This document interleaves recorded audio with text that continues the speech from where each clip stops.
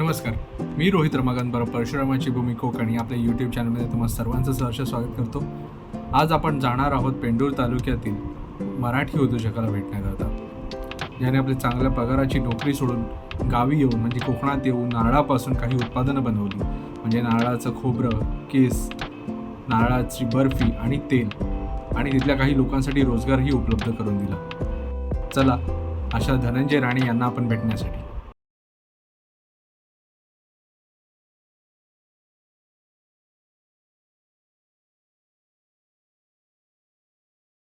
नमस्कार.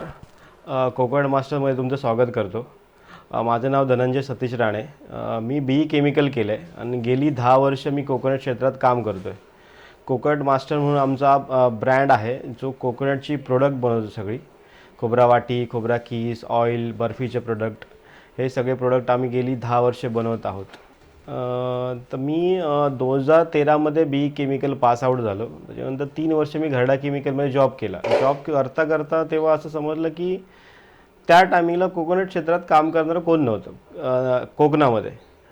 कोकणामध्ये आंबा, काजू, फणस यावर प्रोसेसिंग चालूच होती, पण नारळ क्षेत्रात तसं काम कोण करत नव्हतं. मग तेव्हा माझा बॅकग्राऊंड केमिकलचं असल्यामुळे मला मशिनरीजचा बऱ्यापैकी नॉलेज होतं. प्रोडक्शन कसं काढायचं, मशिनरीज हँडल कशा करायच्या. त्याच्यामुळे मी जेव्हा जॉब करत होतो तेव्हा कर्नाटक, केरळला जाऊन कोकोनटमध्ये काम तिथे कसं केलं जातं, कोणत्या प्रकारे केलं जातं, काय मशिनरीज वापरले जातात, ह्याचा सगळ्याचा एक स्टडी करून आलो. आणि 2013 ते 2015पर्यंत मी पूर्णपणे तो स्टडी केला. ड्रायर कोणते वापरले जातात, इकडे मशिनरीज कोणत्या आहेत, ह्याचा स्टडी करून 2015मध्ये मी स्वतः मॅन्युफॅक्चरिंग केली मशीन, जी कोकोनटसाठी यूज केली जाते. सो त्या टायमापासून आम्ही 3 ड्रायर डेव्हलप केले, जो वूड फायर ड्रायर आहे, इलेक्ट्रिकल ड्रायर आहेत. हे ड्रायर चालू केले. आणि कोकोनटमध्ये या क्षेत्रात यायचं मेन कारण म्हणजे त्यावेळी नारळाला पूर्णपणे भाव नव्हता. शेतकऱ्यांचा नारळ फुकट जात होता, शेतकऱ्यांच्या नारळाला रेट पण नव्हता त्यावेळी. सो कोकोनटमध्ये आल्यानंतर लोकांना समजलं की ह्यापासून अजून प्रोडक्ट पण बनवू शकतात. खोबरा ऑइल आणि खोबरा कीस हेच प्रोडक्ट बनवत होते. त्याच्यानंतर मग आम्ही अजून डेसिकेटेड पावडर असेल, व्हर्जिन ऑइल असेल किंवा बर्फीचे प्रोडक्ट असतील, हे आम्ही तयार करायला चालू केले. आणि आता ते काम चालू आहे. 10 वर्ष झाली आहेत आणि आम्ही आता प्रोप्रायटरीवरून private limited, coastal nut India private लिमिटेडमध्ये पण कन्वर्ट झालो आहोत. आणि जे तुमचं रॉ मटेरियल आहे ते कुठचं असतं, म्हणजे आपल्या इकडं कोकणातनं तुम्ही घेता का महाराष्ट्राबाहेरून वगैरे कशा? बघा, बेसिकली आपल्याकडे जो नारळ येतो तो नारळ चांगला म्हणजे व्यवस्थित टेस्टला वगैरे व्यवस्थित असतो. पण कोकणामध्ये एक अजून पण थोडासा एक अभाव म्हणता येईल की कमर्शियल लेवलला अजून नारळामध्ये काम चालू नाही आहे. मोठ्या प्रमाणात बागा डेव्हलप नाही झाल्यात. मग त्याच्यामुळे आम्हाला जेवढा नारळ लागतो तेवढा इथून मिळत नाही. So Goa, Karnataka coastal line जी आहे आपली, तिथून आम्ही नारळ बऱ्यापैकी परचेस करतो. 50% तरी सिंधुदुर्गातून नारळ परचेस केला जातो.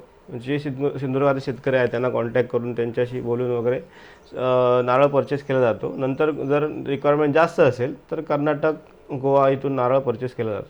आणि या नारळामध्ये काही अशा विशिष्ट जाती आहेत का, म्हणजे हीच जात नारळाची आपण वापरली जाते? मग विशिष्ट जातीमध्ये आपल्याकडे जो उंच वाढणारी जात आहे ती बानवली आहे. सो आपल्याकडे त्याच जातीचा बऱ्यापैकी नारळ खोबऱ्यासाठी यूज केला जातो.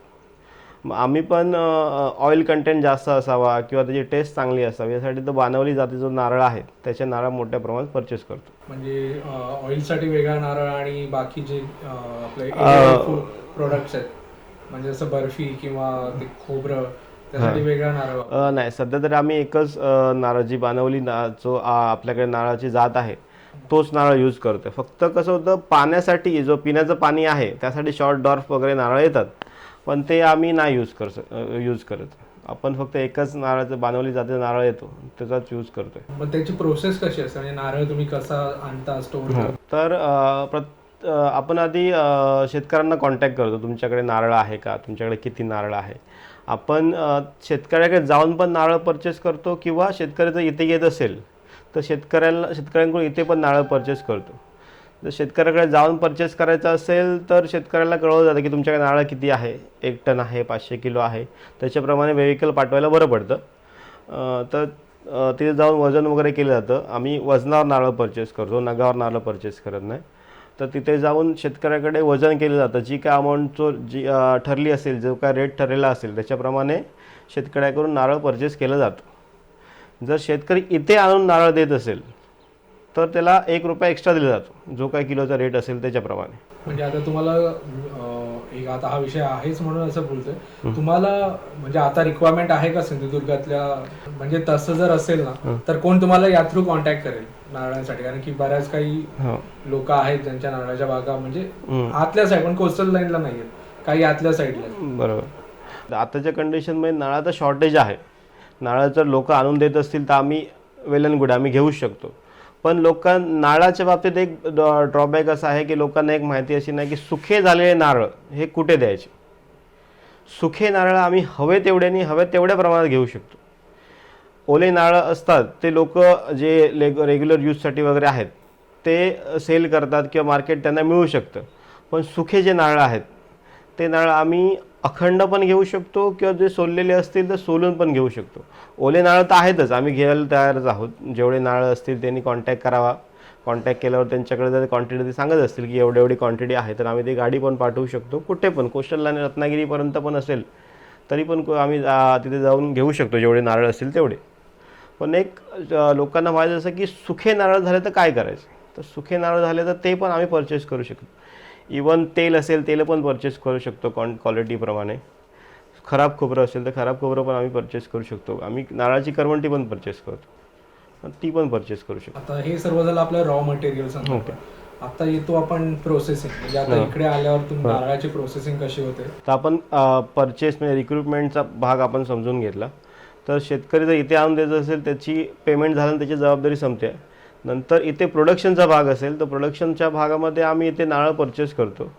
गोडांमध्ये जे नारळ ठेवले जातात, गोडांनंतर ज्याचा रिक्वायरमेंट जशी आहे, जर समजा खोबरा किसासाठी किंवा खोबरा वाटी बनवण्यासाठी जर नारळ तो फोडायचा असेल तर तो वाटीसाठी जी प्रोसेस फॉलो जी केली जाते, नारळाची किशी काढून त्याला कट करून ड्रायरमध्ये, इलेक्ट्रिकल ड्रायर आहेत, वूड फायर ड्रायर आहे किंवा सन ड्राईंग, या 3 प्रोसेसमधून तो नारळ सुकवला जातो. नंतर त्याच्यामध्ये एक सॉर्टिंग केलं जातं. तुकड्यावाला बाजूला तेलासाठी टाकला जातो. जो मोठा तुकडा असेल तो किससाठी यूज केला जातो. अखंड वाटी असेल तर मार्केटमध्ये डायरेक्ट वाटीसाठी सेल केली जाते. हा ड्रायिंगचा भाग झाला. जर बर्फीसाठी यूज करायचा असेल तर नारळ डायरेक्ट बर्फीसाठी किसला जातो आणि बर्फीसाठी यूज केला जातो. नमस्कार, माझं नाव विशाखा हिमांशू गोसावी. मी ओरोसवरनं येते आणि इथं मी ॲज अ मॅनेजर पोस्टला आहे. आणि आमच्याकडे अशा प्रकारचे सगळे उद्योग केला जातो ज्याच्यामध्ये खोबऱ्या कीस, खोबरा वडी, खोबऱ्याची पावडर, तेल अशा प्रकारची उत्पादनं आमच्याकडे केली जातात. आता तुम्हाला हे दाखवतो इथे बर्फी कशा प्रकारे केली जाते. पाक गरम केला आहे. आता आतमध्ये टाकणार आहोत. त्याच्यामध्ये साखर, मँगो आणि खोबरं टाकणार.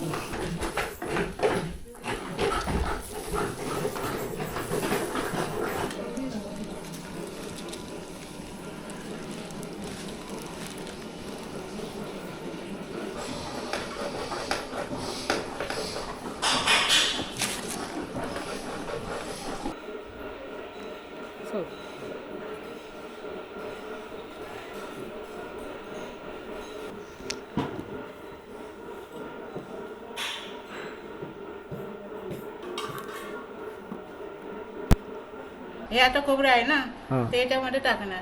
मशीन चालू करणार, चालू केल्यानंतर कीच खाली पडणार.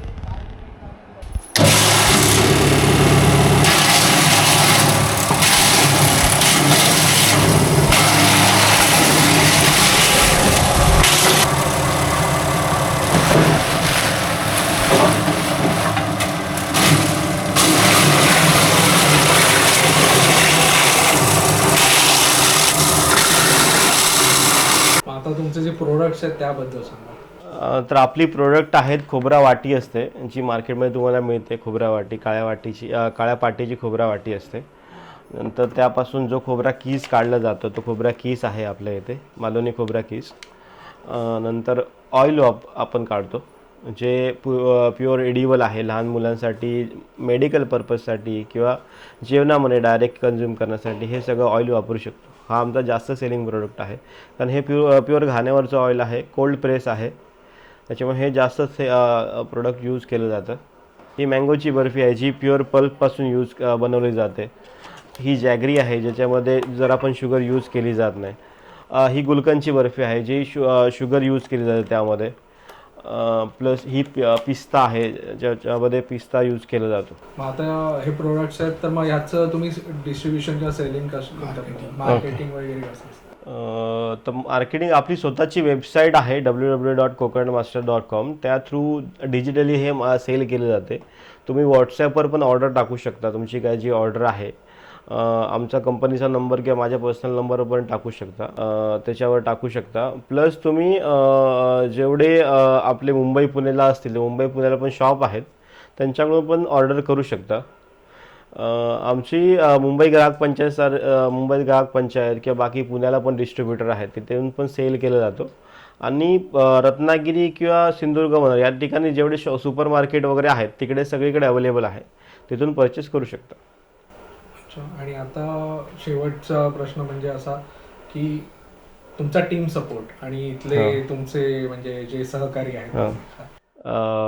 टीम सपोर्ट म्हणजे आमच्या इथे जवळजवळ 12 ते 13 एम्प्लॉई आहेत. त्यापैकी 90% म्हणाल सगळे लेडीज आहेत. तर त्यांचा टीम सपोर्ट बऱ्यापैकी आहेत. मॅनेजर किंवा अकाउंटंट, सेल्स पर्सन हे सगळे लेडीज आहेत. ते बऱ्यापैकी काम करतात. आणि बाकी जी लेबरची टीम आहे आमची ती पण लेडीजच आहेत आणि ती पण सपोर्टिव्ह आहे पूर्णपणे आणि काम चांगलं व्यवस्थित चालू असतं. ते सगळे आपले इथले सगळे कोकणातलेच इथलेच आहेत. नमस्कार, माझं नाव आहे संचिता सुहास परब. मी पेंडूरगावचीच आहे, इथली परबवाडीतली. मी इथे कामाला येते, मला 3 वर्ष झाले. इथे आम्हाला घरचं सारखंच वाटतं. म्हणजे काय असं दादा बिदा काय झालं चुकलं बिकलं तरी असं काय सांभाळून घेतात. आणि ते जे खोबरं तेल, किस, बर्फी बनते ना इथे केमिकल काय मिश्रण नाही करत इथे आपण. चांगलं म्हणजे शुद्ध खोबऱ्यापासून बनवतात सगळे वस्तू. नमस्कार, मी विनया विलास सावंत. मी इथलीच आहे, पेंडूरगावची सावंत. मी इथे काम 5 वर्ष झाली. सगळे आम्ही कामगार मिळून मिसळून राहतो, त्याबद्दल काही होत नाही. आपले सर आहेत ते पण चांगले आहेत, सगळं आम्हाला सामावून घेतात. पदार्थ पण आम्ही त्याच्यात केमिकल वगैरे काय वापरत नाही, चांगले असतात. मी अपेक्षा अनंत परब. मी इथे कामाला 3 वर्ष झाली. खूप चांगलं असं म्हणजे जवळ पण कंपनी आहे आम्हाला. आपल्या कंपनीमध्ये सगळ्या प्रकारची उत्पादनं आहेत ती पूर्ण केमिकल फ्री आहे. कोणत्याच प्रकारचं केमिकल आपण वापरलं जात नाही. शुद्ध नारळापासूनच सगळं काही प्रोडक्ट केले जातात. कोणत्याच प्रकारचं केमिकल नाही किंवा ॲडेड अशी पावडर नाही किंवा काहीच नाही. हा कोकोनट ऑइलचा जो वेस्ट आहे, कोकोनट ऑइल काढल्यानंतर जर जी पेंट राहते खोबऱ्याची ती पण आपण सेल करतो, परचेस पण करतो, सेल पण करतो. त्याची पण बऱ्यापैकी रिक्वायरमेंट असते. हे कोकोनटचे हस्क आहेत जे फायबरसाठी यूज केले जातात. त्याचा पण आपल्याकडे स्टॉक असतो मोठ्या प्रमाणावर. नंतर कोकोनट फायबर पण आहे, फायबरचा पण स्टॉक असतो. करवंटी वगैरे पण आम्ही परचेस करतो. ह्याचा कोकोनट चारकोलसाठी यूज होतो. कोकोनटची करवंटी आहे ती पण आम्ही परचेस मोठ्या प्रमाणात करतो. कोणाकडे असेल जे हॉटेलमध्ये आहे किंवा जे खानावळ वगैरे आहे त्यांचे जे नारळ फोडले जातात त्यांचे जर स्टॉकमध्ये करवंटी वगैरे उरत असेल तर आम्ही परचेस करू शकतो जागेवर वगैरे येऊन त्यांच्या इथे. आपलं फॅमिलीचं काय आहे याच्यामध्ये काय म्हणजे तुमचं कसं? हां, फॅमिलीची मी 2013 ते 2015पर्यंत घरडा केमिकलमध्ये जॉब केला. परमनंट जॉब होता. मग त्यावेळी थोडा स्ट्रगल करावा लागला फॅमिलीबरोबर, की जॉब सोडून ह्या क्षेत्रात येऊन, कोकण क्षेत्रात येऊन, ज्यावेळी कोणच असं कोकण क्षेत्रामध्ये बिझनेस करत नव्हता. मग त्यांना पण थोडं भीती होती की कसं होणार, काय होणार. तेव्हा थोडा स्ट्रगल झाला. त्याच्यानंतर मग वडिलांचा, आईचा वगैरे सगळा सपोर्ट आहेच. प्लस आता भाऊ आधीपासून माझ्याबरोबर असल्यामुळे तो एक सपोर्ट होता. आता वाईफ वगैरे आहेत. मग आता चालू आहे, चांगलं चालू आहे. हां, नवीन उद्योजकांसाठी कोकणात तुम्ही खूप बिझनेस करू शकता. म्हणजे तुम्हाला कोकणामध्ये फ्रूट रिलेटेड बिझनेस करायला खूप आहेत.